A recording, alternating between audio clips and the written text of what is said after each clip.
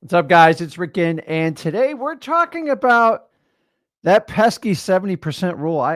It just keeps popping up everywhere. So now I got to talk about it. But what I want to do today, let me put this on here, is going to kind of make it a short and sweet presentation. And I want to spend a majority of the time talking to you guys. So let me go ahead. What I'll do is I won't wait till halfway through. I'm just going to go ahead and put it up now. If you want to get in line and you want to do a one-on-one, a mastermind, we talk about wholesaling, guys. If you want to talk about a deal, you want to maybe do even a JV with me, you can submit it right here or sellmypaper.com, and we can find out if you have a deal. So I got lots of deals working with you guys now, but if you want to hop on, do the one-on-one after about 20, maybe 30 minutes, and we will do that. So there's two ways to connect with me. As I told you, I put the link in the comments. You can do the mastermind.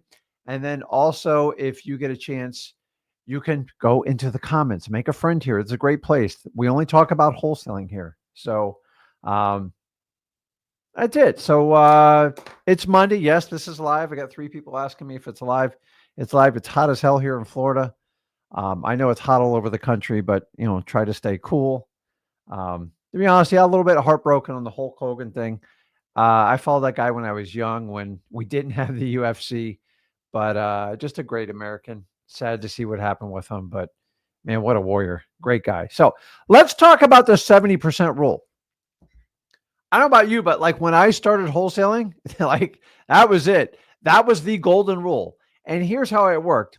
Basically, you took the ARV of the property, say it was 100,000, which was a lot of money when I started in 2003. And then they go, if you could buy that property for 70 grand. Now, back then, we would minus off the repairs, which you still should do now, and we would minus off our estimated wholesale fee. So if you needed 10 grand worth of repair and I want to make another 10 grand, then we would minus it off and then multiply it by 0.7. Now, it was a cool rule, but I'm going to be honest with you. Using the 70% rule is the same equivalent as you walking out in public in like a Speedo as a guy. Used to be cool in the 70s, maybe a little bit in the 80s, but I got to tell you, man, you'll get eaten alive. And it is no difference in wholesaling. No, I'm not a Speedo guy. I promise you. I'm a boxer short type of deal. But the thing is, we can't use these antiquated systems for us. Hold on, I'm marking some questions here. To run our wholesale business. Using the 70% rule is the same as saying, listen, if you get a Rolex and you go to the pawn shop, sell it for 50 cents on the dollar and you'll be happy. Duh. I'm telling you guys, we have to rethink how we do this. So a lot of people like to use this rule. It's like an old wise tale. It's like a myth, like kill it. I'm just telling you. Let me know in the comments, is anybody using the 70% rule and just hitting it out of the park? Because I need to bring you on stage right now because you are an anomaly. Like it just, the reality is if you use the 70% rule in wholesaling, you are just going to hear, like you'd be lucky to hear crickets. Why? Because there's so far and few between at those numbers. I'm not saying you can't buy at 70 cents on the dollar, but if you're going to build a business and do a ton of closings, those are the exception, not the rule. And there's people today in 2025 trying to build an entire business based on the 70% rule because somebody found it on the internet. Some old timer at a RIA meeting, Real Estate Investor Association, said, you got to do this. Guys, the numbers don't work. And you have to understand that. So let's get into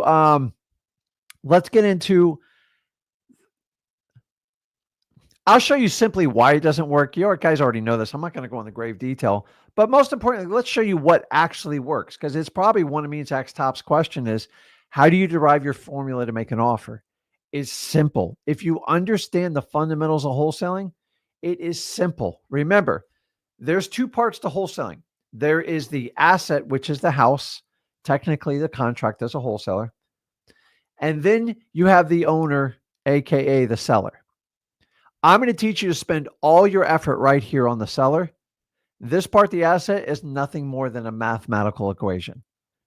Is it perfect? No, but you don't have to be perfect as a wholesaler. And that's the beauty of what we do. So let me dive into this and show you how it works. Hopefully everybody can hear me. And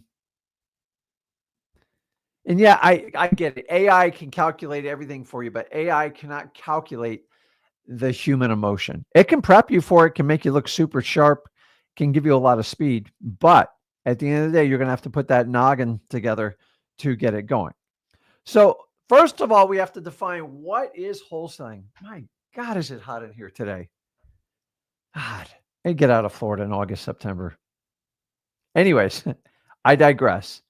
So we have to define what is wholesaling so you can actually figure out what the formula is. So I like to work things backwards. My teachers hated me when I did this in school, but it works. Let me show you. So wholesaling is buying deeply discounted properties from motivated sellers and selling them at medium prices. It's always been this way the 23 years I've been in this business. Now, from 2013 to 2022, wholesalers got cute. And what I mean specifically is they stopped wholesaling and they started speculating. And when you speculate, you play by a different set of rules. But they all try to look like a hero, which a lot of them did. Like we all look good during that 10-year run. But the reality is they all got snuffed out in the end because most of them aren't wholesalers anymore. They reinvented themselves, which I absolutely love that story. It's so cute. That means they stopped wholesaling, they got killed speculating, and they went on to some other venture to do it. It's just the truth. That's why there is very, very little consistency you see in wholesaling, especially in courses, training, anything like that. And this is where me and Zach try to fill the void. You got lots of choices, but the reality is if you don't understand this statement on the screen, you won't make it as a wholesaler. So let me give you an example. So what happened in 2013 to basically 2022 is we took this exact statement and they bought properties at discounts. They bought discounted contracts, sometimes 5% below MLS. Oh my God, that's not wholesaling, guys. A realtor could do better than that. And then they stopped buying from motivated sellers. They just found sellers that want to sell their house. And the idea was to put everything under contract and see what stick. And then the most important part is the last one, the median prices. They sold them for high prices. And those same people want to know today why their wholesale business model doesn't work that they've applied the last 10 years. The truth is you weren't wholesaling. Just be brutally honest. This is where you heard people like, I'm selling my wholesale business to go do this and that. Everybody had an excuse. If you're really good at wholesaling and you're successful, why would you sell your business? And the reality is the assets that wholesaling produce is the value of the business. Selling a wholesaling business, it never works.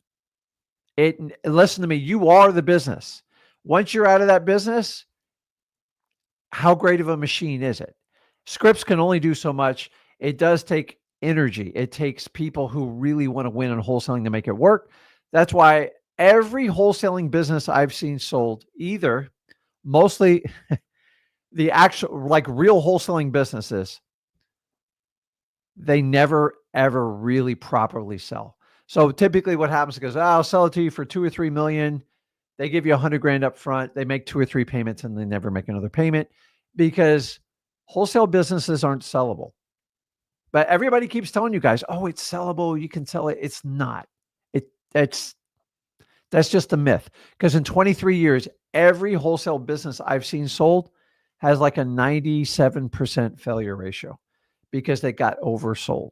So collect the assets, let them generate cash. That is the machine of wholesaling. Why would you ever stop it? The only reason somebody stopped it is because they stopped doing the mechanics, the fundamentals of wholesaling, which is this statement right here. Buying deeply discounted properties from motivated sellers and selling them at medium prices, period. So now that we know exactly what wholesaling is, let's go over some of the basic rules that I have, and then I'll show you how to apply this. It's real simple. This one drives me nuts. So First thing I want to do is in wholesaling, we only focus on people who need to sell their house. Everybody who wants to sell their house, that's everybody. But here's the reality is I don't want to talk to those people because it's usually a huge waste of time. Now, if somebody wants to sell their house, can they turn into someone who needs to sell their house? Absolutely. It never works the other way around. Very, very rarely. So the reality is people that didn't focus on wholesaling from 2013 on, they just went out and they just marketed anyone who had a house for sale. And want to know why they got frustrating results. You have to use things like government lists. You got to use specialty lists. You've got to create lists, X leads, whatever software you want to do, because people who want to sell their house, they're literally a waste of time and they really need to be paired with realtors. Nobody else. And I don't care how much you talk to them, how flashy you think you are, how slick of a talker. There's no magic words to make somebody sell their house, much less at a deep discounted price. They have to be motivated. And these are people who need to sell their house. They've got a pending foreclosure. There's a probate on the property. Somebody passed away in the family. A renter trashed the house. These are the people that want to cut and run. But the real secret to wholesaling is always going to be the marketing. And I will never, ever waver from that. That's how it works. And that's what you have to understand. So let's keep going. So guys, I put in the comments, if you want to hop on a one-on-one. Wait a minute. Didn't I put it up here? I think I did. Oh, I did. It's in the top comment for Rick Ginn. If you wanted to hop on a one-on-one, I got some more time today because I feel like I've kind of neglected talking to you guys. So if you want to hop on there, now's the time to do it. Now, so once we understand that, just ask yourself when you're talking to someone, go, does this person want to sell a house, which is a check for everyone, or do they need to sell the house? Now, how do I know when someone needs to sell the house? It's so simple. It's so simple. You just follow my famous acronym ODN. Off market, direct to seller, who needs to sell. That is the trifecta, the perfect avatar for any motivated seller lead for a wholesale deal. End of story, guys. So if they're off market, that means you have less competition for it, which you got a better shot at getting the deal done. If you're direct to seller, you can get the story behind the property. That is the key, what we want to do, because if you don't get the story and you don't connect with them, you're not going to have the ability to build rapport and actually get a great deal. Now, who kills getting the story quicker than anybody in a real estate deal? You're right. It's the realtor. Realtors are only interested in getting the highest and best offer, and often they neglect that some properties that wind up on MLS actually belong to the wholesale community. Now, once a realtor lists a property, you calling them on day 1, day 2, day 3 on your deep discounted offers is a ginormous waste of your time. The only way that deal is going to come to you is it has to go through the process of time and circumstance. And after they get beat up enough on the market and the realtor goes, listen, I took my best swing, but this property is going to need a cash buyer, probably one of those wholesalers. And either they have a relationship with them or they reach out to them, or they're going to start calling or submitting people online or find some other type of cash buyers. That's it. So I always want to be direct to the seller. And then if they need to sell, this is someone usually has some sort of financial pending issue on the property, on their life, or the property's in just such disrepair. It's costing them money, time, and energy. And the one thing all these people want, you ready for this? They want certainty. That's the number one thing I sell to anybody in wholesaling. So if I can give them certainty and solve their problem, you can do absolutely anything you want to do. So ODN, off market, direct to seller that needs to sell. That's what you want to establish for a motivated seller. Now that we have that, I want you to understand, now we can actually explain how do we do this? Like, Rick, if 70% is too generic or washed up numbers, how do we do this? This is simple. This is very, very, very simple. So let me show you this. before I get into showing you the actual strategy, I want you to understand is if we use just straight percentages like 70%, they don't work in 2025's wholesale real estate market. Why is that? Because when I started out buying and I thought the 70% rule was dated in 2003, which is almost 23 years ago, think about this. If my average house was 50,000, which was pretty normal. I only did the local market back then. Let's just call it 55,000. I'll be generous. And say I just want to offer 70% of that. I'd have to offer them 38.5. Okay, it works. That's fine. So now let's go in today. We'll go from 55,000 to 550,000. And if I multiply that by 7, it's 385,000. You offer 385,000 on a $550,000 house that really doesn't need any work. I guarantee you 100 other wholesalers will beat you out on that deal. Why? Because one will pay 71, 2, 3, and it's like a bid all the way up. How high will they go? Whatever their threshold is. But the problem is if you just do flat percentages, as numbers grow larger, the disparity gets bigger and it doesn't translate well. So if you understand that, you realize the 70% is just a no-go. It's terrible. So I want everybody to either put in the comments, I don't know, you can send me a message, just say, listen, Rick, I am done with the 70%.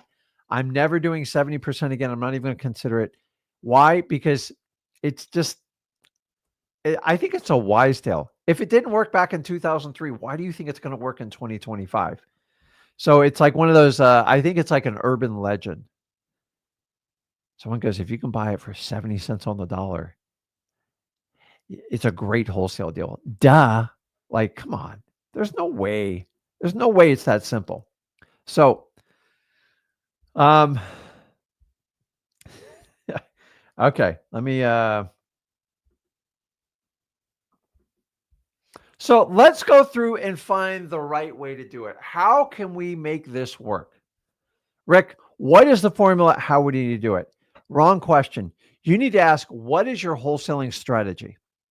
Because if you don't have a strategy in wholesaling, you don't have a business.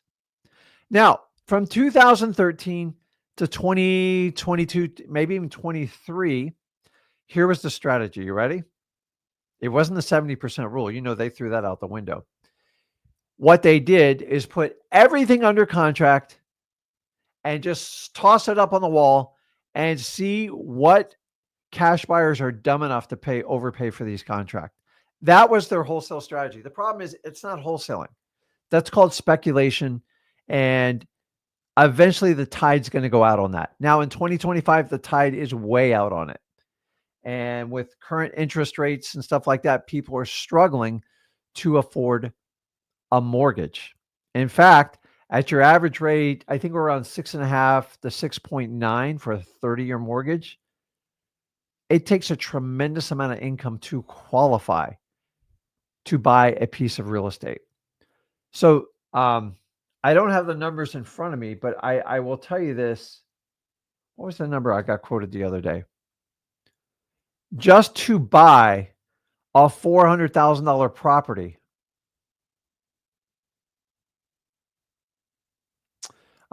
you have to have a cumulative income of around $225,000 a year. And keep in mind, guys, that is the bottom line entry level for real estate in the United States. Depending on where you are, I get it. Like it's some parts in the South is a little bit lower. But this is the problem of people qualifying for mortgages. So we have to have a wholesale strategy. This is why we want you to stay with what we call the blue collar houses. Why? Because they're in high demand and they're much easier to move. Once I move to $1.2, $1.3 million houses, number one, I don't get deep discounts on them because the people don't need to sell. They just want to sell.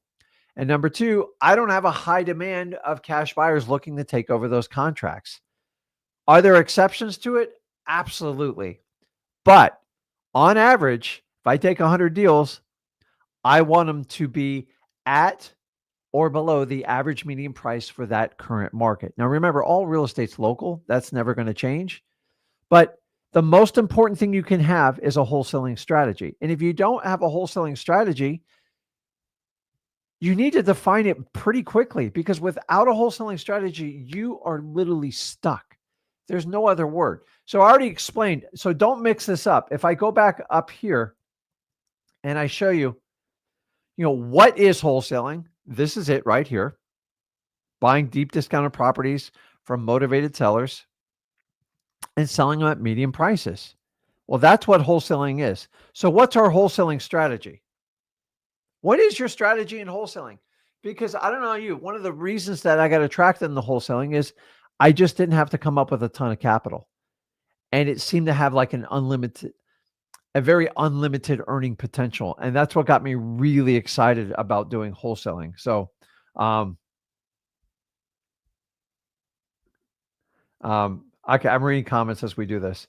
So if we understand that,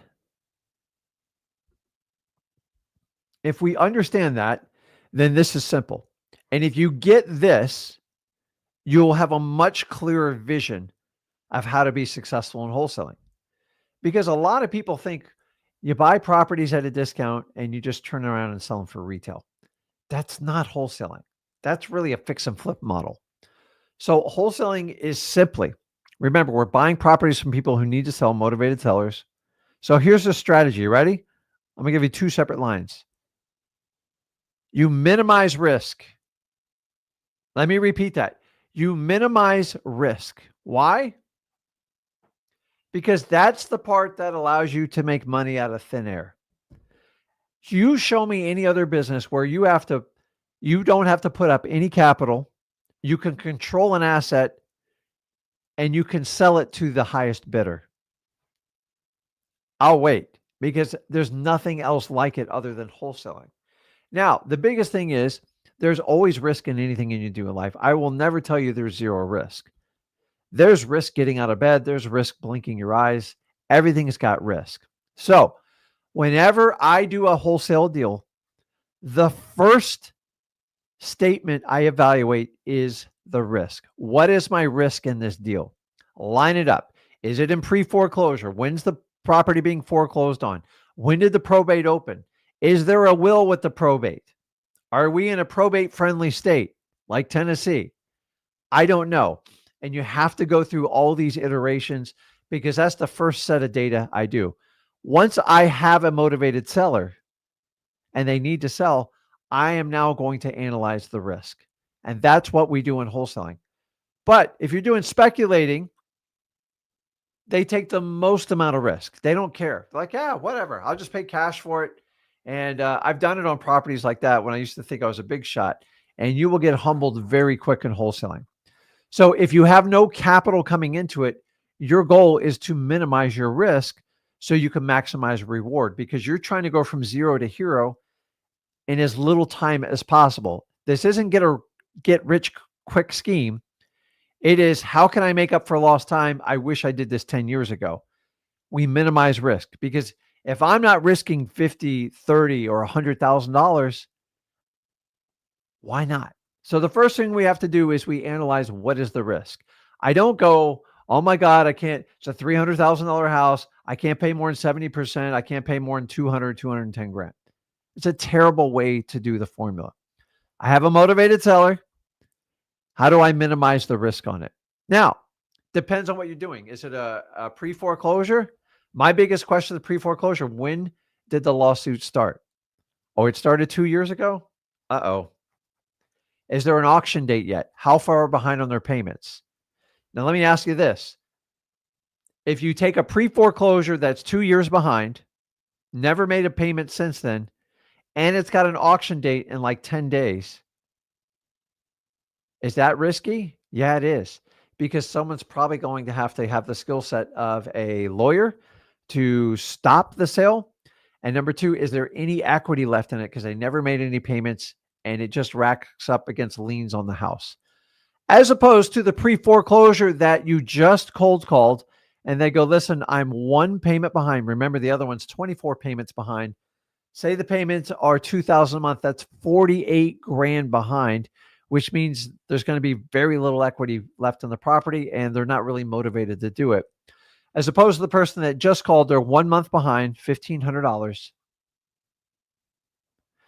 They want certainty. They want to move their family without being kicked out of the property, and there's no pending foreclosure auction date. I tell you, the latter of those two, that is a very less risky deal. In fact, I would say it's very little to no risk at all.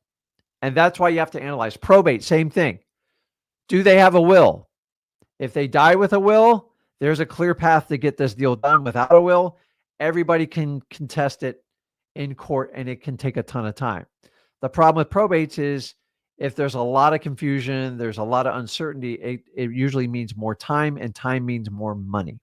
And that's, you can go through every one of them: code violations, eviction list, trashed properties, vacant properties.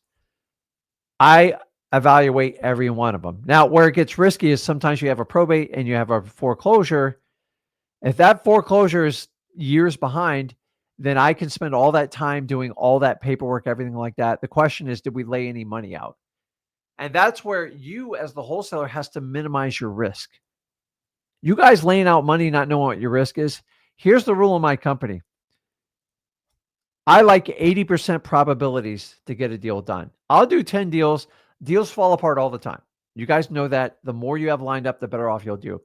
But if you line deals up and with what an 80% probability, meaning real data numbers, I'll go all day. I don't do 50-50 deals because what's the point? I can go to Vegas for that all day long. So if I do deals at 80%, maybe you're 70%, you have a higher risk tolerance. But the most important thing is, what is my risk? Am I putting any money up on it other than my skill set, my brain, my resourcefulness? So the first part of an equation when you establish your wholesale strategy is minimize risk. If you cannot minimize risk, don't even worry about a percentage. Don't worry about how much money you're going to make, because eventually you're going to put yourself so far out there, it's like going to Vegas. Say you won $5,000 and you push all the chips on red or black. That is not a strategy to win in wholesaling, because speculators always get cleaned out because they get greedy. And the thing is, speculators depend on the market to make them money. Wholesalers, we depend on ourselves. We make money today. And that's, how we do it. We minimize our risk. If the deal's not going to work out or the facts are misrepresented, I'm done. I'm moving on another deal, or we have to renegotiate it. I'm not emotionally attached to any of the deals, which leads us to the next part of it, is we have to maximize the reward. Now, you tell me any other business where you can minimize your risk by pulling very, very little capital out of your pocket and have the potential to make a 5 or 6 figure payout. Guys, it doesn't exist outside of wholesaling. And that's why most of you are attracted, you gravitate towards this. But it's going to take real work. And what I want you to do by the end of this live stream is have a wholesale strategy. Minimize risk. Ready? Minimize risk. Maximize reward. Period. Guys, this is how it works. So the next question we have to ask ourselves is, okay, Rick, well, how do I minimize risk? Dang, I'm glad you asked, because that's the right question. So I'm aspirating questions because I'll do them all at once. You guys got a lot of good questions today. I love it. Okay, guys, if you want to do a one-on-one or you want to work on a deal, you want to talk about wholesaling, hop on here and first come, first serve. So let me go back here. So we have to come up with our strategy, our wholesaling strategy. So if we're going to do this, let me pull it up here. How do you minimize your risk? So guys, let me know in the comments. Let's just brainstorm this. As a wholesaler, what are ideas we can do to minimize our risk? And I'm looking much more than theory. I'm looking for applications like techniques. How do I minimize my risk? By still solving the seller's equation. And then what we'll do is just keep filling them up as we go on here. So as a wholesaler, what do you do to minimize risk on a deal? Like, what are some of the criteria? Without me filling them all out, I would love to guys get some feedback on this because I need to get your brains flowing about wholesaling. I want you to understand how this works.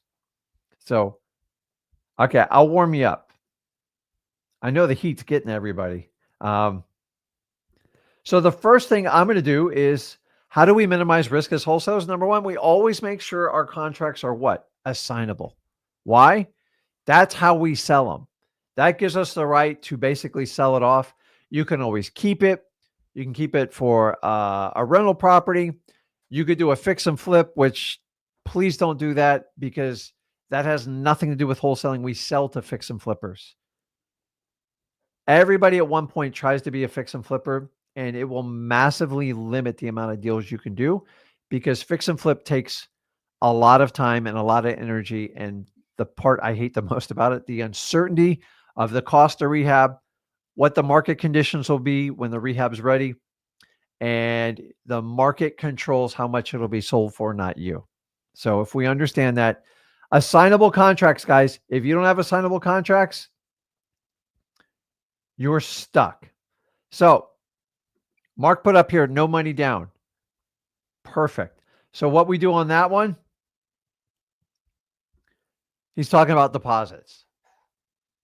Rick, I don't understand. I thought there's a set formula for deposits. Unless you're a realtor, no. And realtors, everything's negotiable. So if it's negotiable in the MLS world, you have complete free reign. And here's how I do it. I'm just giving you strategies on how to minimize your risk in wholesaling. When it comes to the deposit, usually you guys make the biggest deal out of it because you don't feel right about it. Now, I was fortunate when I started out. I left nobody a deposit my first year of doing wholesaling. Why? Because nobody ever taught it to me. So if I didn't know it, I didn't worry about it, and I never made it a big deal. And when anyone ever argued the deposit, here was my line. You ready? Well, John, I mean, I can leave you that $1,000 deposit, but it's not going to sell your house. I'm paying cash for your house. I'm just going to buy it. We take the deposit to open up escrow, to pull title, get a title commitment, get all the liens paid off, and to facilitate the closing. I can leave you $1 million. The deposit, though, is a deposit. What we need to do is get your house sold. Remember, I'm paying you $110,000 for the house. You good with that number? Great. Deposit is really just a function of getting the paperwork started. Don't make the deposit a big deal. Every now and then, I get it. You'll have people that are hung up on deposits. Ask yourself, if they're getting hung up on the deposit, are they truly someone who needs to sell the house? Because someone who needs to sell the house usually doesn't get hung up on a deposit. Now, you have to evaluate your risk when it comes to a deposit. You can technically leave zero, although I'm under the consensus when you leave zero, $10 or even $100, you make sellers uneasy. And when they talk to their neighbors or they talk to their mom, they go, dude, this guy came by, he put my property on a contract. He was so good looking, but they go, well, what deposit did he leave you? He goes, oh, he left me like $100 or $10. They go, oh, no, it's one of those scam does. Get out of it right away. Actually, and here's my favorite part. They'll go, you legally can't do a contract without a deposit. That's a lie. I've been to court without it.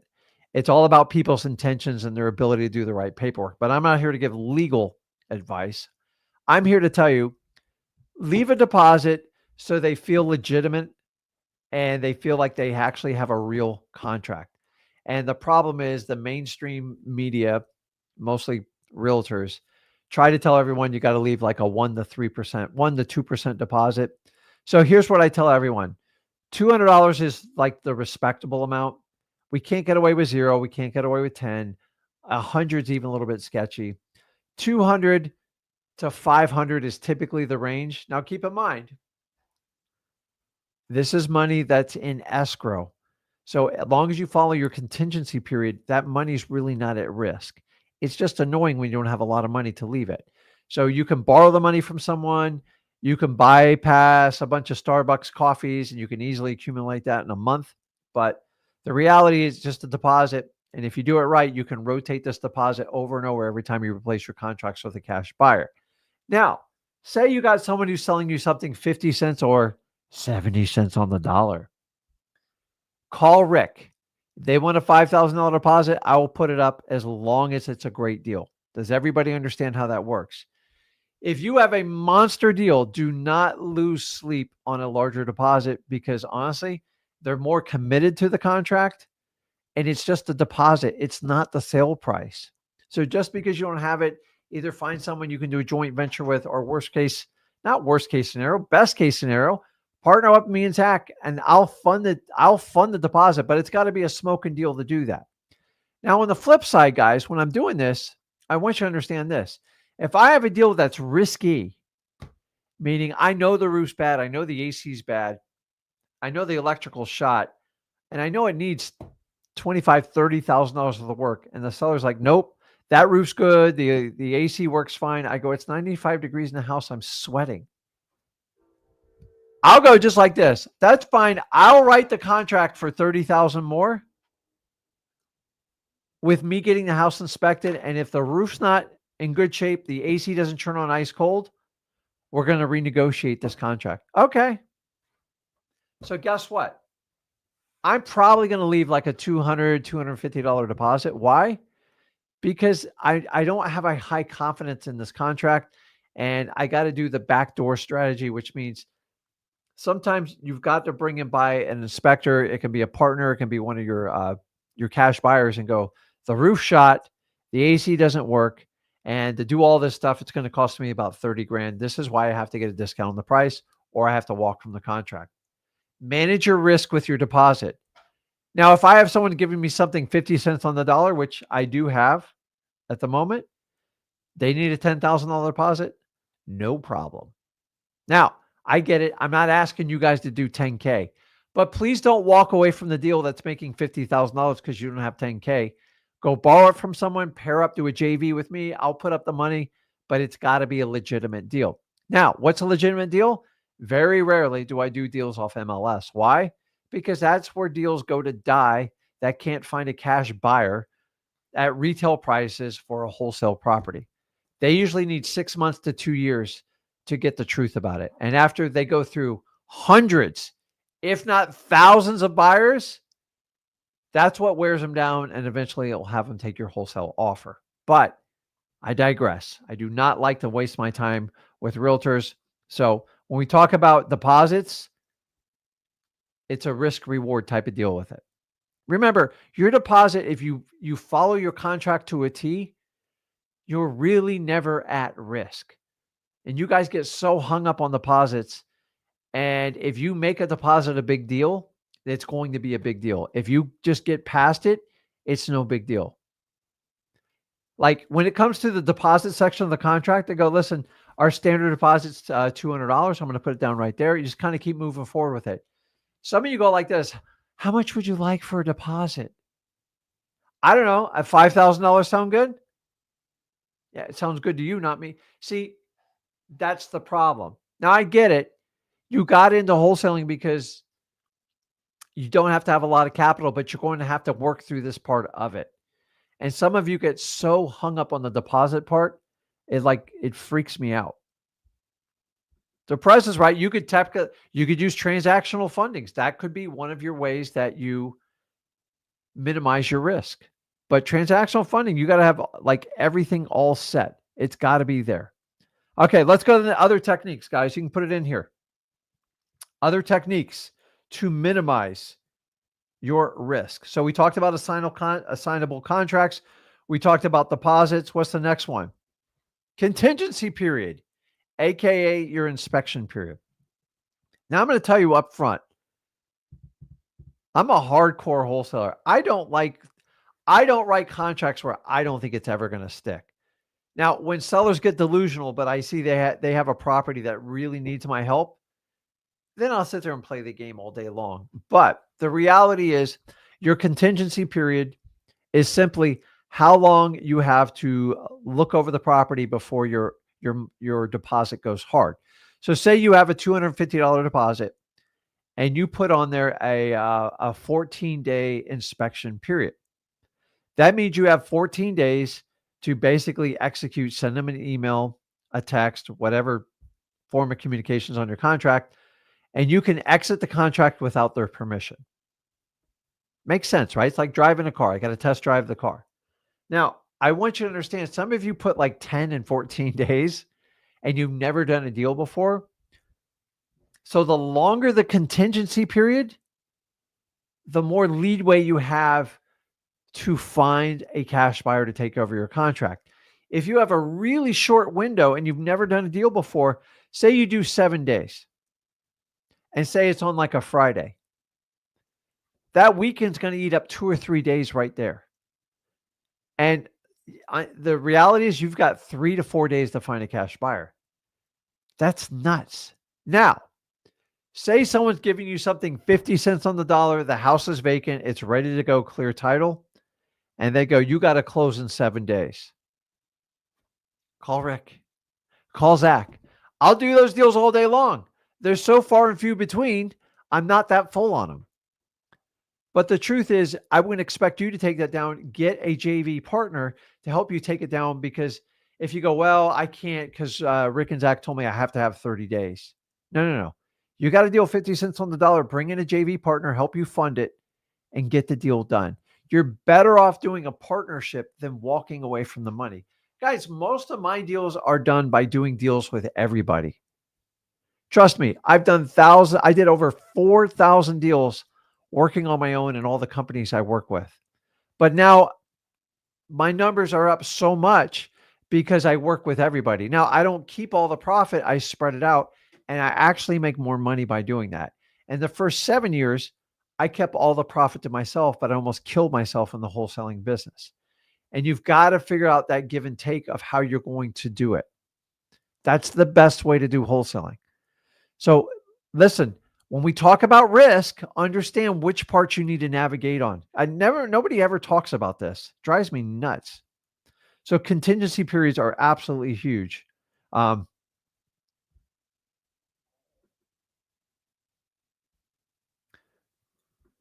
Gracie says, is 30 days too much? No, actually, the longer, the better. Now, say I have a deal where someone's got a trashed house. Maybe the renter trashed it, and they're not giving me a great deal. I'm going to go for the longest contingency period as I can, because I know it's going to be harder to find a cash buyer for that. So what's the longest period? 90 days is not uncommon for what we do. It's rare, but you do it. 30 is the goal, guys. 30 days if you can get an inspection period. So Gracie, that's perfect. That's exactly where you want to be. So on contingency period, everybody understands there's a give and take. If I have a smoking deal and they want a tiny little window, get a solid cash partner.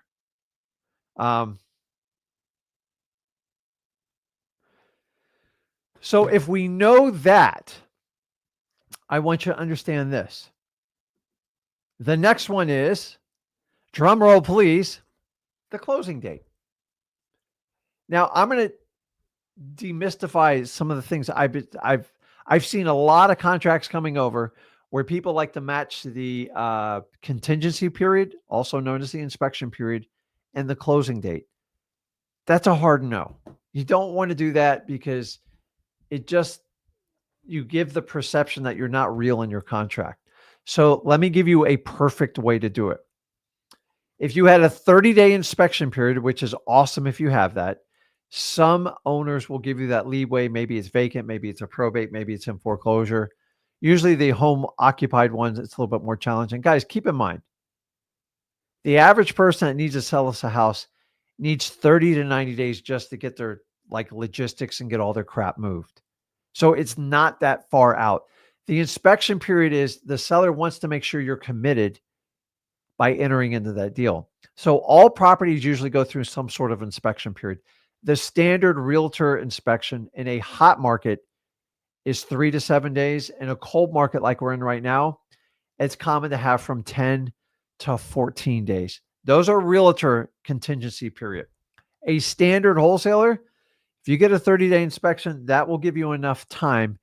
That gives you basically 2.5 to 3 weeks to find a cash buyer to take over your contract.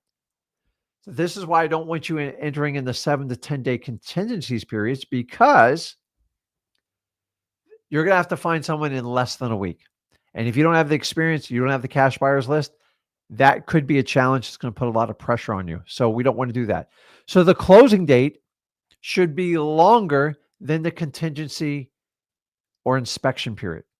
So if I have a 30-day inspection period, a simple formula is just double the closing date and make it 60 days out. It's simple. It's easy. So if I had a 3-week inspection period or 2 weeks, I would set the closing date 45 days out. You should always have a gap. Now, when it comes to the assignment of contract, you'll know why, because if your seller does not perform, you have time to get a replacement buyer and keep their deposit. And that's what you want to do. But closing dates, guys, every contract I see coming over my desk the last few months is you guys are matching the inspection period or contingency period, same thing, and you're putting the closing date and you're making them the exact same date. You don't want to do that. There's got to be a gap. Closing should be longer than the inspection period. If you correlate them, you basically, in my opinion, you've created an option contract and it's not really a wholesale contract, and you're probably going to be questioned on it. Not only the title company, the lawyer, your buyer, stuff like that. So just don't create ways where you don't need them. If I have a 30-day inspection period, set a 60-day closing, or at worst 45 days. Why? Because it's kind of the industry standard. Remember, you can always close it earlier, but to extend it out, it's hard to go back and have them do the paperwork. That's what's called minimizing risk. Hold on. You guys had some other comments on this. Where was that? Okay. Got tons of questions. I'm going to get to the questions here. I got to get to it.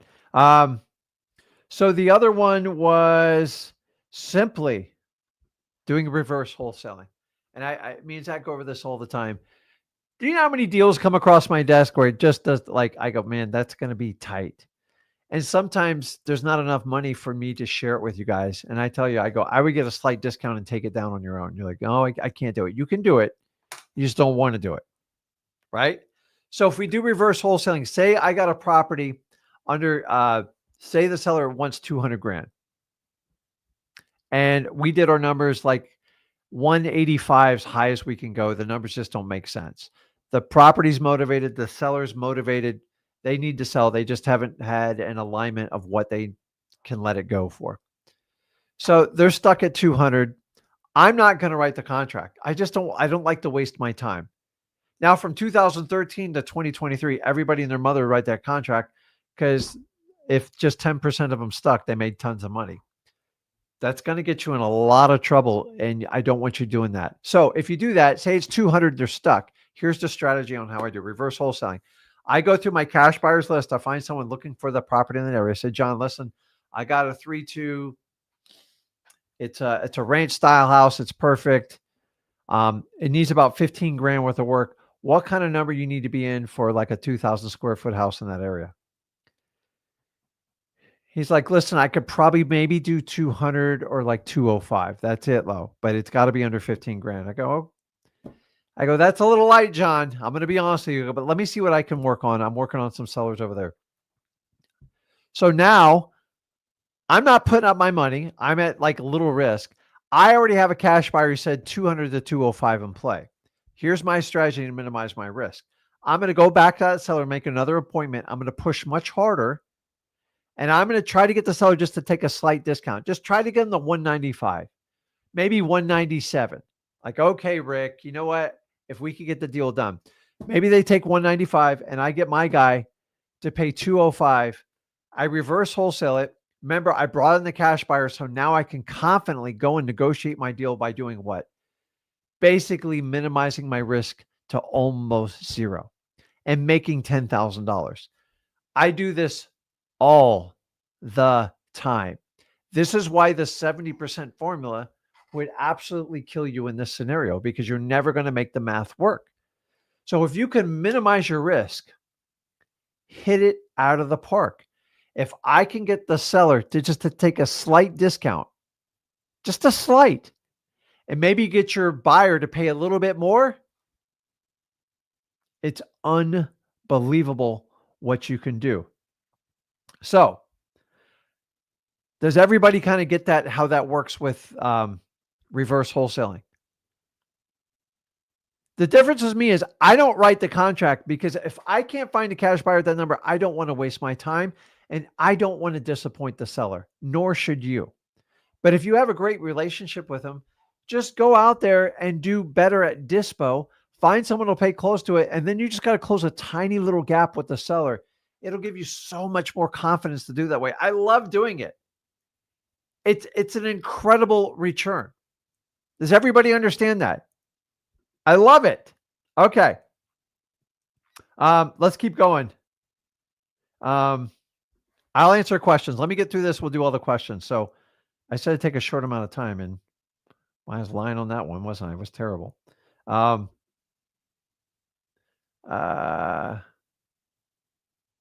Okay. Let me go back here. So if we talk about maximizing reward, how do I maximize reward? Well, reverse wholesaling is technicalizing maximizing a reward, but how do we do it? We do a wholetail. Basic is taking retail and wholesaling and mixing them together. Now, I'm not taking a tremendous amount of risk. I'm doing extreme calculations on. A wholetail is nothing more than taking your wholesale deal that does not need a lot of rehab, that there's really not much more to bring it to higher and better use value, finding a strategy to put it on MLS or work with a realtor to get the highest return and getting it done in under 90 days. Now, that typically, if you don't have a lot of capital, it usually requires a partnership. By doing a wholetail, I get 3 to 3.5 times more my profit on an assignment. So if you don't have the money, you can bring a partner to do it. And here's simply how I do the wholesale. From the time you close on that property, if somebody else is funding it, which would be somebody like me, you have 90 days to sell it. On the 91st day, it's wholesaled, even if it's a loss. That's how wholetailing works. And you want to hit it out of the park, but you do. If you can't get it done in 90 days, 91 days ain't going to fix it. 180 days ain't going to fix it. And 1 year is definitely not going to fix it. So maybe I buy a property for like 200. We close on it with closing fees. Maybe we're at like 210. Maybe we borrowed the money. How we do. And then we sell it for like 280. Dude, that's fun stuff. But I picked the perfect house. It doesn't need a lot of work. And I like to do anything less than 3 weeks rehab. I like pressure cleaners. I like paintbrushes, and I like dumpsters. And I can go, because the problem is if you go past 3 weeks, you're not going to get it done in 90 days because it takes about 2 weeks to find your first buyer. And then you can decide, you can have them get a conventional loan, no FHA and VA, and that's how you get it. And you have to cherry pick the houses that are in huge demand, that will be standing room only, and usually have a bidding war when you put it. You get a bidding war, you can make a ton of money doing this part. And here's the key. You might want to write this one down because this is the most valuable part of it. You cannot take FHA financing on these deals. There's a 91-day seasoning policy, and it'll create a problem. You have to do conventional. Number 2, you're going to have them strike through the appraisal contingency. What do I mean by that? You're looking for someone who's going to put down 20% or more. The more they put down, the better the deal. Minimizes your risk, especially on a wholesale deal. And then they have to say the property only needs to appraise for the mortgage amount. So say in that instance, they were putting down 20%. Say it was a $300,000 property. It would only have to appraise for $240,000, which the odds of it not doing that are slim to none. So non-FHA, conventional financing or cash, and then the third one, they waive the appraisal contingency. It only has to meet what the mortgage amount is. So if somebody puts down 20, 25, 30%, the odds of it failing an appraisal inspection for a 20 to 30% discount are slim to none. That's it. That's the only way I do wholesales. And you can ask my staff. I've had them not work out. We just take our fees and we move on the 91st day. Because remember, once I have it under contract, 2 weeks to 3 weeks to fix up, 2 weeks to market. That's 37 days into it. And on average, it takes about 45 days to close them. So you have to pay very, very careful attention. and you have to sell slightly below retail market to attract the best buyers for it and create a bidding war. And that's what you want to do on the wholesales. I absolutely love them. So, um, you have to do that. Another one you guys often don't think of is taking an equity position when you sell your deals. Every now and then you will get an incredible amount of action on one of your wholesale deals, and you can ask for whatever you want. Now, this usually works well with people you have a relationship with that maybe they bought from you in the past, but a lot of times where it's a really good deal, and I have people go, "Hey, Rick, to get your buy into it, I tell you what, if you can sell, if um, say you want 200,000 for the property, um, and just say, listen, why don't I give you, I'll give you the 200 grand for it, Rick. And here's what I'll do is sweeten the pot up. Whatever I sell it for, because you know I'm going to fix and flip it, it's going to take about 6 months. I'll give you an additional 2% in equity off the sale price when we sell it. I'm like, put it in writing. It's a done deal. You could put a lien on the house and get 2 to 3% of the sale price on it. You could take an equity position. I have equity position on rental properties all the time. The sky's the limit. You can do anything you want, which leads us to the next one. Creative finance opportunities. When I take over someone's mortgage, my favorite one are the probates. When I take over a person's passed away, their mortgage, it is endless in what I can do. Endless. So say I have a $50,000 mortgage, but I want to sell it for 100 grand. I tell you what, I'll give you a $50,000 note. It'll be at 10% interest only, and it balloons in 3, 5, whatever years. Just do the math. You're going to get a payment every month for $500. Plus, you get another 50 grand on top of it. You can be as creative as you want to be on these. Like I've done it all the time, and some have blown up on me. Some have made me a lot of money. But the bottom line is, if you have a lot of demand for a certain type of property, a lot of times when you take over a mortgage or something like that, you can sell back that creative financing, basically your note. People will pay a premium for it.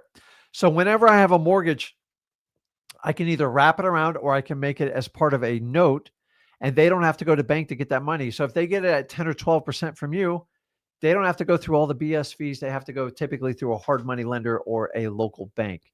And for that one alone, man, it's like incredible what you can do with that. Like crazy. Now I'm not getting into the whole sub 2 deals and stuff like that. Subject 2 is the correct word. On a subject 2 deal, can you assign it? You can. In my opinion, it's being abused in the creative finance world. And here's the problem is if I go to a seller and they go, hey, yeah, I'll take it over. Now, this is why I like probates. Say I take over someone's mortgage on a probate. I keep making the payments and then I sell it to you. Say I make 50 grand on it and then they take over that $50,000 note. Well, what happens if they stop paying on it? The house gets foreclosed on. Everybody moves on. Nobody's really hurt, period, except people's egos. Now, if I have a subject to where it was someone's alive and we take that same scenario and I sell it to an investor I didn't know and I assigned it to him and he goes, I'm not going to make any more payments. There's nothing Rick can do to me. Who are they going to come after me when those payments stop? That's right. The seller's coming to you because you're the one that said you were going to pay the mortgage and you didn't. So just guys, there's ways to protect you. You can use escrow to do the assignment of the subject to, but unfortunately, this is being abused all over the country, and I'm pretty sure they're going to pass legislation and they're going to massively curl. They're going to try to curb subject twos.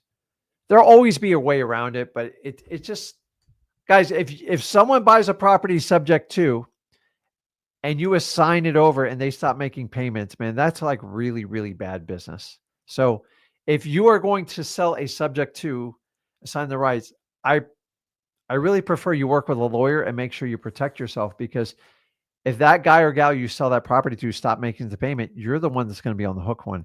Your name's going to be on every lawsuit, and it becomes really problematic, especially when they get sold 2 or 3 or 4 times down the line, and you don't want to do that. So, here's one of my next favorite ones. You ready? The buyer next door. My absolute favorite way to maximize a deal, and it happens all the time. What do I mean by this? Say I have a single family house in the neighborhood, which is what we do, and I got a great deal on it, probate, whatever it is. Guys, either I put a sign up in that yard or I put one at the ingress, egress of each neighborhood. Maybe there's a stop sign and I put a sign, 3-2 CBS house, must sell. And the neighbor calls me. And here's my favorite one. This just happened to me. You ready? Oh my God. It's like fate. You put that sign up because we need to move mom down from Ohio. We need to watch her. And I always said to my husband, if we could have a house next door, we have the grandkids, we have some additional help. This house is perfect. How much do you want for it? Oh my God. Like I just salivated the lips when I get that phone call. And it happens all the time to me. Why? Because the buyer next door is your absolute best buyer. And those are the ones you want to do it. Now, my other part, I like to do it. I'm almost done here. Infinite returns. So remember that scenario where we did reverse wholesaling? If I get the seller to take 200,000, I get someone to pay me 203,000. That's a $3,000 profit, right? If you do an assignment. So how do I calculate an ROI on that? Because I put in $0 and I made $3,000. That right there, that's the crap I want to show my algebra teacher from high school. That's called an infinite return. That to me is the most gangster thing you can do in wholesaling. Hands down. Why? Because you made money out of thin air. You made money by hustling and solving a problem nobody else could do. Now, is it a lot of money? No. But $3,000 what would you have to do to make $3,000 in the stock market? You probably have to put in 30 grand. So that's the attractive part, is minimizing your risk in wholesaling. And I'm going to keep going over and over it. So let's sum this up. What is the right formula? Simple, guys. It's right here. You ready? One that minimizes risk and maximizes reward. This is the fundamental of wholesaling. It will never change. And people that don't get this formula, they'll often sway. They'll try all these different techniques. And here's what, they'll make some money, but eventually it'll get dried up. It'll be legislated out. And then they're going to wind up in court unwinding it. Guys, listen, I love that you do novations out there. Just get a good lawyer, because most of it's going to come back and bite you in the butt. Because that's not wholesaling at all. It is 100% manipulation. Listen, it's neat. But almost every novation can be picked apart in court. Did you do your fiduciary responsibility? Did you really represent the transaction for the seller? What business did you have getting a power of attorney if you don't even know these people? You can go on and on. Oh, you put a lien on the property? Oh, you're a licensed contractor, right? You can't put a lien for a wholesale fee. It's illegal. You can't. You can't put a lien for a service until the service is performed. So I can go on and on these like paperwork. I'm just telling you, stick to wholesaling, and then you could branch out and do other things with that. So people always ask me, Rick, what's the real number? Who gives a crap what percentage you buy it off on? And to be honest with you, the bigger factor is, what is the real ARV? Because people can manipulate the ARV. If I told you, well, I'll buy houses at 85% of what? The ARV? I don't know. That's the question. So if you can minimize the risk, or basically negate your risk, and even make a slight reward or a huge reward, that's what wholesaling is all about. So on most assignments, on average, just so you know, because I see them across the country, they're between 75 and 85% of a true ARV. Now, you can sit here and do general numbers all day long, but guys, I've bought properties at 96% ARV and made $10,000. So why am I going to sit there and peg myself in a corner on 70% or like whatever it is? Use your brain. Be resourceful. Figure it out. Let me answer a couple questions on here, and we'll jump on some lives here.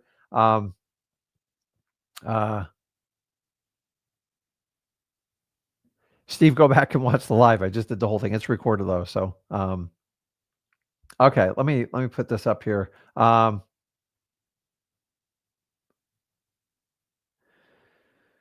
boy. Press says minimizing risk if you know your buyers before you lock up the deal. Know their buy box. So this all comes down to intel with your cash buyers. That's the technique of reverse wholesaling, and I agree 100%. Gracie says, Rick, is it necessary to do direct mail for the first contact for a probate lead? No, you just cold call them. I would send them a letter and cold call them. Also, should I get a local virtual address for my virtual market? It helps. I'm not going to lie to you on that. It really helps. Back to press, the 70% work in mid markets. Also, listen, just get rid of the 70%, guys. It's gonna peg you in a corner, and it's about, am I minimizing my risk and am I working with someone who truly needs to sell the property? So, John says, "Hey Rick, I'm in Reno, Nevada, my local area. Is it a good wholesale market? Should I go virtual or in a different market?" I don't know that one real well. There's some people from Vegas and Las Vegas area. Maybe they could share a little bit more. Mark's in here, but I would go in the school group and find people in your area and get an assimilation of what's working best. Now, I always say do your local market and then find a virtual market to complement you. You should always do your local market, even if you're in San Fran or like Manhattan. Why? Because local knowledge is extremely powerful in real estate, and that's what you got to know. Kyle says, Rick, what 3 books would you advise me to read? Not just wholesaling, money, personal life, psychology. What would you recommend me read? I got one that'll do all 3 for you. Actually, here's the modern day one. Guys, like one of the best books you can read is just the Tony Robbins. The original one was, Awaken the Giant Within. That's why he does his UPW series off.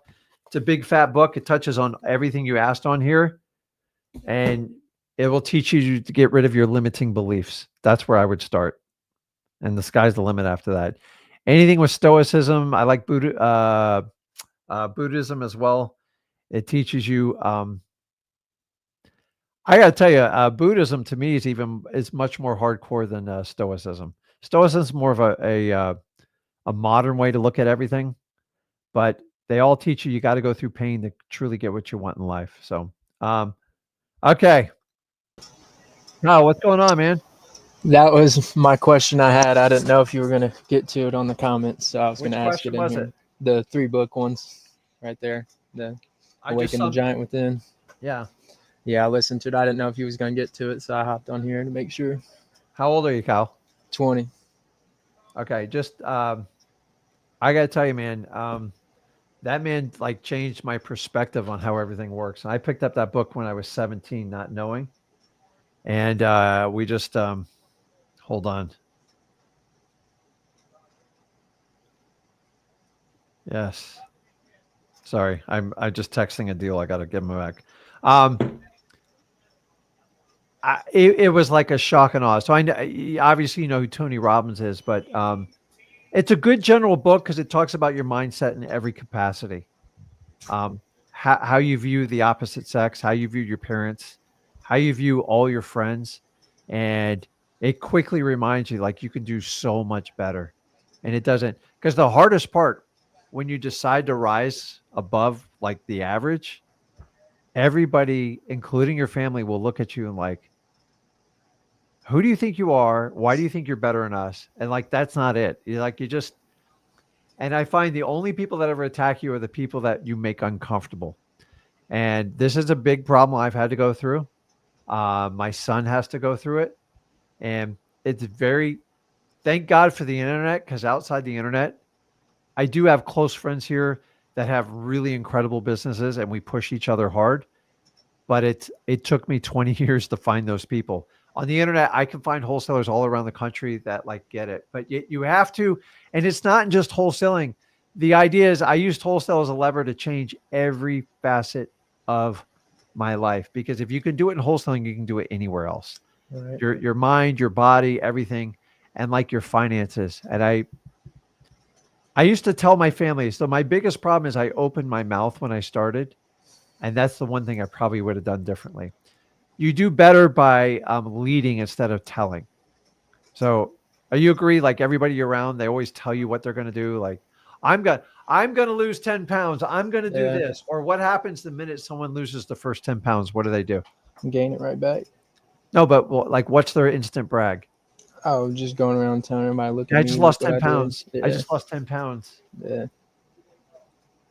Okay, you literally that could be water, just starving yourself. So the reality is you have to lead and do. So you're so young, and the hardest part about life is number one, we all think we're going to live forever, and number two, nobody wants to make a sacrifice.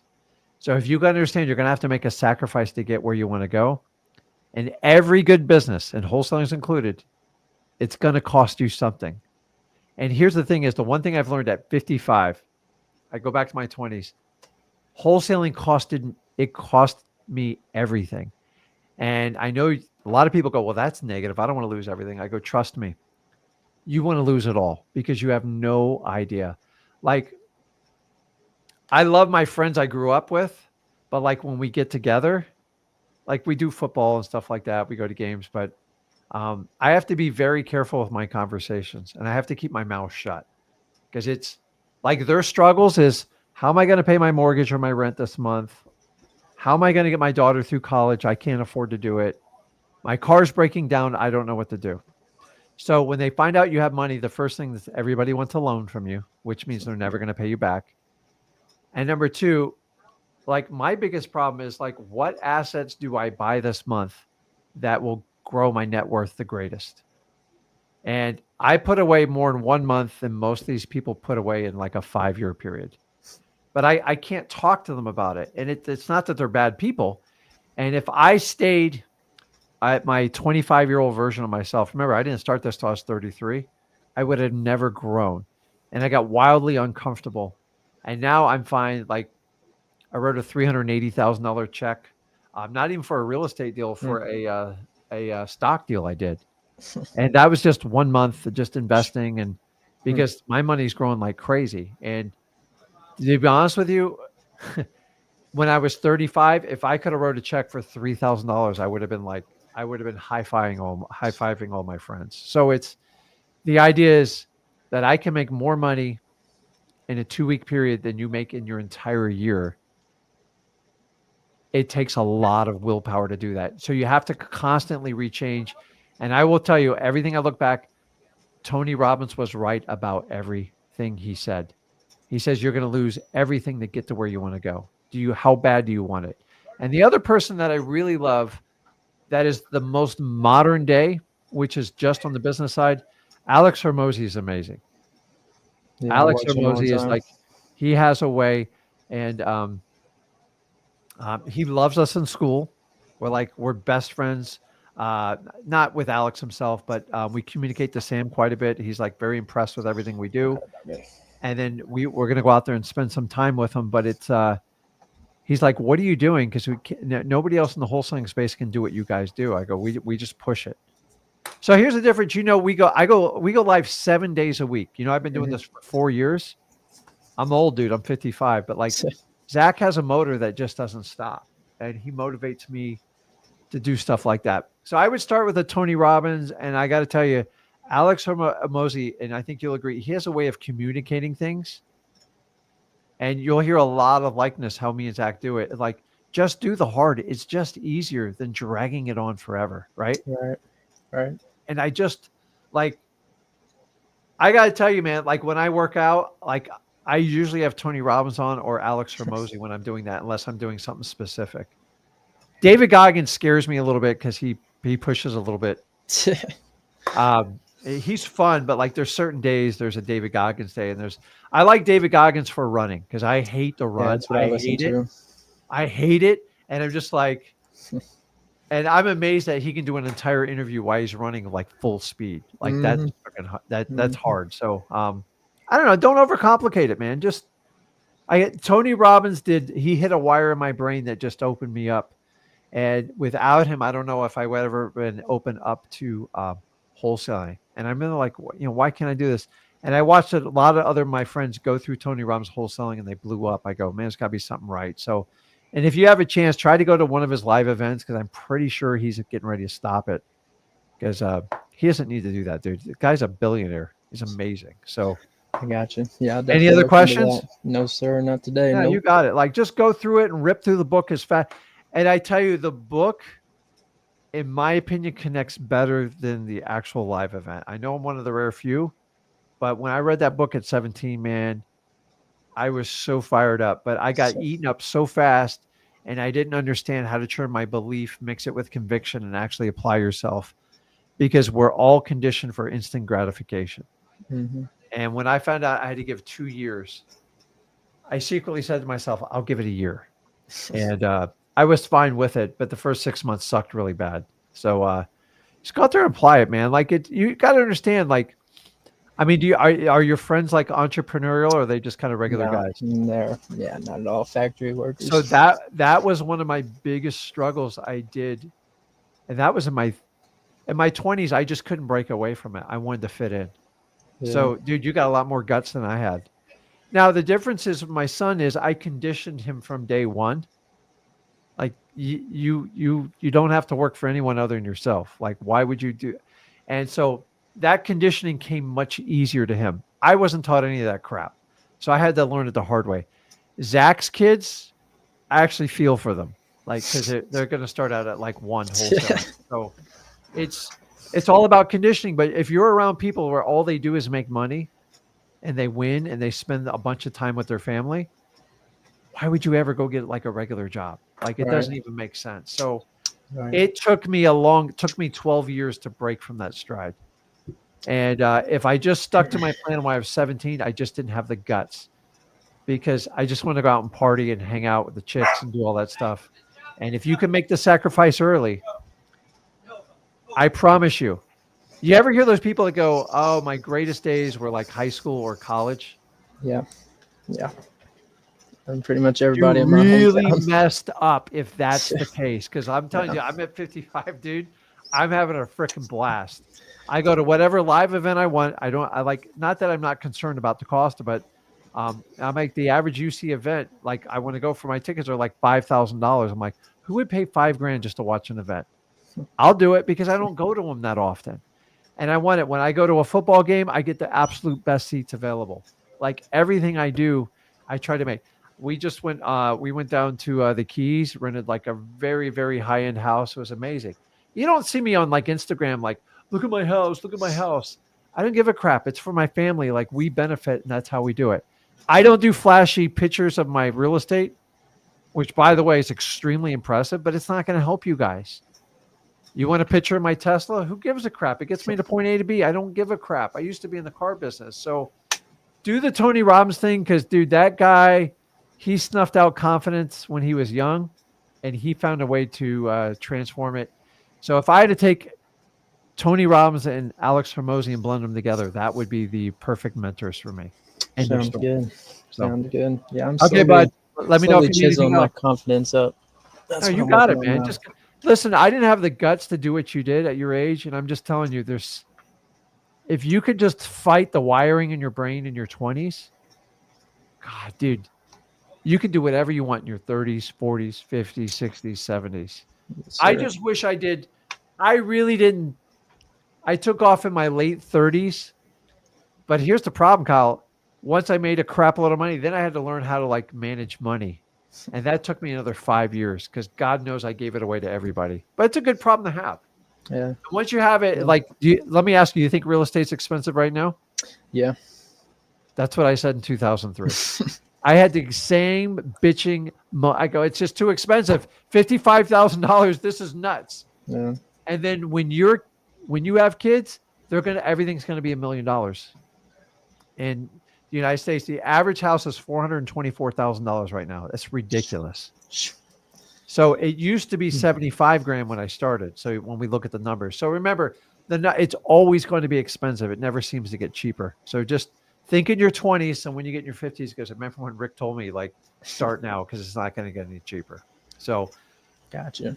Keep in mind with this. This is the one thing you take Tony Robbins' attitude, Hormozy's work ethic, and think about the best asset class, which is real estate, because the only thing I know that you can buy and it goes up in value and you can actually leverage loans and everything else against it. Think about the average car you buy. What does it do at the day after you buy it? It goes down in value. Put more So even an miles on idiot can make it in real estate. So I remember I bought my first $3 million in real estate. I leveraged the crap out of it. And then I waited 10 years. That turned into $5-6 million and most of the loans got paid off. Then I could take that money back again and I can distribute it in whatever I want to do. Now, what most people won't tell you in this, Kyle, is I had to go through 5 years of pain on those properties. I had vacancies. I was like scraping it just to pay the mortgages. It was terrible. That's not wholesaling. But an average person could just take that basic philosophy, buy a couple of good pieces of real estate, and if you can hold on because it's not easy, then they become worth so much more money. I bought a commercial building. I was shaking my boots at $1 million. I had to come up with 200 grand, which I got it from wholesaling. 7 years later, that one's worth $4.8 million now. Oh, Lord. Now, I'm not going to lie to you, dude. It was 4 years of massive stress. But what happened? The rent started going up. The debt started getting paid down. And then it got easy. But everybody has to go through it. And wholesaling is no different. You have to go through that initial stretch. And it's the journey of like doing wholesaling. So do your parents support you in what you do? Yeah, my mom does fully. My dad is kind of like the just traditional 9 to 5. You got to go to 9 to 5 to get some money. But so that's how my dad make is. a check, he'll be there. Yeah. So just so you know, I paid off my mom's mortgage, my dad's mortgage, and I told him, I go, stop worrying about money. I got you covered. And they're just kind of like, my dad to this day is still like, he goes, I don't even know what you do. Because all I know is like you take care of me. And my dad's not really my idol, if you can kind of figure that out. But it's like every day you told me to go to college, I did everything you told me to do. It didn't work out. And then I switched. Mm-hmm. And if you ever listen to Alex Hormozy's story, very, very similar. You ever hear his story, where he's from? Yeah. Family of doctors. Mm-hmm. And when they do that, guys, he said, you're never going to make it as a doctor. What's Alex worth now? $500 million. Yeah. So it's like, and don't get me wrong. We need doctors, mm-hmm. but unless you're like a specialized surgeon, I don't know how anybody does like general doctor care. They get paid a couple $100,000 to put up with all that crap around sick people all day long. Like I would lose my mind all day long. I can do that in less than a month with none of the risk, none of it. But you got to put in the effort. So, Kyle, go read that book. Let me know what you think. Okay. Yes, sir. I got you. Okay. So, guys, okay, I'm looking at questions here. The idea is with wholesaling is, if you get into it for the right reasons, understanding how to minimize your risk, you can do anything you want. You could go fix and flip. You could be a landlord. You can do all that. But the best people in wholesaling, the best people in real estate, the best marketers always start out wholesaling because they're willing to do the hardest part up front. And if they can be successful doing that, everything else is a piece of cake. And I want you to understand that. Guys, I love this business. If you can't hear it in my voice, I love it. I love to talk to guys like Kyle and get him inspired because I wish somebody kicked my ass when I was 17.